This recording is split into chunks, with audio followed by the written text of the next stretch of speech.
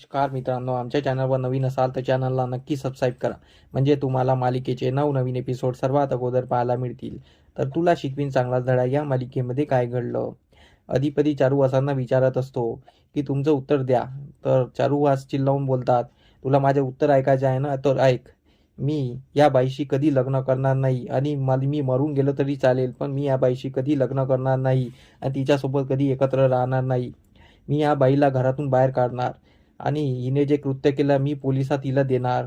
तर चारुवास तिला धक्के मारून बाहेर काढत असतात. तर तेवढ्यात अधिपती धावतो आणि चारुवासची कॉलर पकडतो आणि त्यांची नड्डा पिचकत असतो. तर चारुवास ओरडतात, तू काय करतोय, तुला कळतं आहे का? तर अक्षरा त्याला वाचवते. अक्षरा बोलते, तुम्ही काय करता आहे, तुम्हाला काही समजतं आहे का? तुम्ही यांची साथ द्यायची तर या बाईची साथ देऊन राहिले. तुम्हाला काही कळतं नाही आहे का? यांनी किती मोठी चूक केली आहे. यांनी सर्वांना फसवलं आहे. यांनी चोरी लपीचं काम केलेलं आहे. सर्वांचा विश्वासघात केलेला आहे. तुमचा पण विश्वासघात केला आहे. तुम्हाला राग का नाही येत आहे? तुम्हाला तर राग यायला पाहिजे. तुम्हाला तर तडपून उठायला पाहिजे की त्यांनी तुमच्यासोबत खोटं बोलले. तुम्हाला तर खोट्याचा तिरस्कार होता ना, तरी तुम्ही खोट्याचे साथ देत आहात. असे का करत आहात? अधिपती बोला, असे का करत आहात? तर अधिपती बोलतो, अहो काही नाही खोटं बोललं त्यांनी. त्यांनी काहीच खोटं बोललेलं नाही आहे आणि मी पण काही खोटं बोललेलं नाही आहे. मला सर्व अगोदरपासून माहीत होतं. हे जेव्हा अधिपती बोलतो तेव्हा अक्षराचा पारा चढतो. अक्षर एकदम शॉक होते. काय अधिपती काय बोलता आहे? मग अधिपती घडलेली कहाणी सांगतो. हो, आम्हाला सर्व माहीत होतं. आईसाहेबने आम्हाला अगोदर सांगितलं होतं.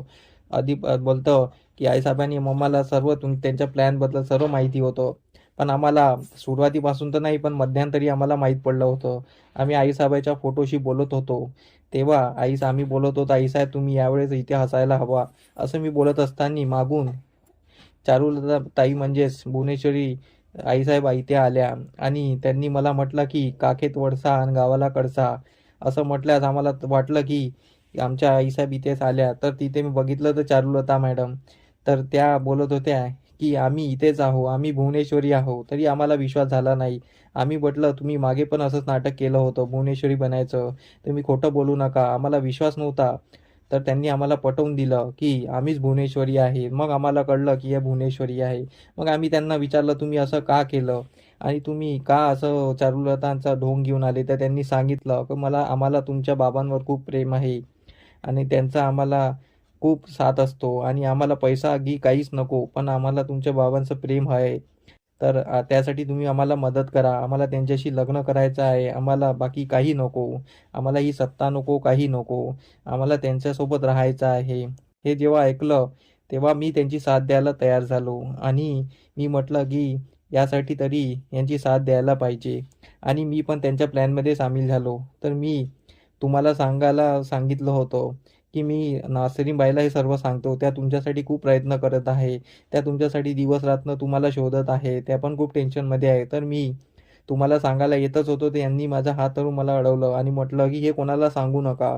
कारण की हे जर सांगितलं तर हे आत्ताच बवाल होईल आणि मग आमचं लग्न होणार नाही. आणि त्यांनी मला गोष्ट समजून पटवून सांगितली. मग आम्ही म्हटलं ठीक आहे, आम्ही कोणाला सांगणार नाही आणि तुमच्या खुशीसाठी करणार. तर त्यांच्या खुशीसाठी आम्ही हे सर्व केलं आणि चारुवाशी लग्न करून द्यायला तयार झालो. तर अक्षरा बोलते, म्हणजे तुम्हाला सर्व माहीत होतं आणि तुम्ही हे सर्व कृत्य जाणून बुजून केलेलं आहे. अक्षराला हे सर्व ऐकल्यानंतर अक्षराला एकदम शॉक पोचलेला असतो. चारुवास पण एकदम शॉकिंगमध्ये असतो. सर्वांना ही गोष्ट न हजमीसारखी झालेली असते आणि अधिपतीचं हे बोलणं ऐकून अक्षरा खूप चिडते. तुम्ही काय बोलताय? तुम्हाला काही कळतं आहे? तुम्ही पण खोटे वागले आहात. तर अधिपती बोलतो, हो, यात आमची चूक आहे. आम्ही सर्व खोटं वागलेलो आहे. जर पोलिसात द्यायचं आहे तर आम्हा दोघांना द्या. आम्ही दोघंही विश्वासघाती आहे. आम्ही दोघंही खोटं बोललेलो आहोत.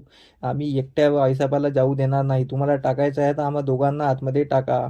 असं बोलत अधिपती आपला बोलणं संपत असतो. तर अक्षरा बोलते की तुम्ही जे वागला आहात ते खूप चुकीचं वागला आहात अधिपती. तुम्ही तुमच्या बाबाचा विश्वासघात केला, माझा पण विश्वासघात केला. आता तुम्हाला मी माफ करणार नाही. तर आता पुढे हे पाहणं रंजक ठरणार आहे की अक्षरा घर सोडून जाणार आहे आणि अधिपतीला डिवोर्ससुद्धा देणार आहे. तर तुम्हाला कसं वाटते की अधिपतीने अक्षराच्या मागे जावं की अधिपतीने पण अक्षराला डिवोर्स द्यावं? त्यासाठी आमचे व्हिडिओ बघत राहा. नवनवीन कमेंट आणि तुमचे कमेंट देत राहा. धन्यवाद. हे व्हिडिओ कसे वाटलं हे आम्हाला कमेंट करून नक्की सांगा. तुमचा प्रतिसाद आमच्यासाठी खूप महत्त्वाचा आहे. तर आमच्या व्हिडिओला कमेंट नक्की करा आणि लाईक करायला विसरू नका. धन्यवाद.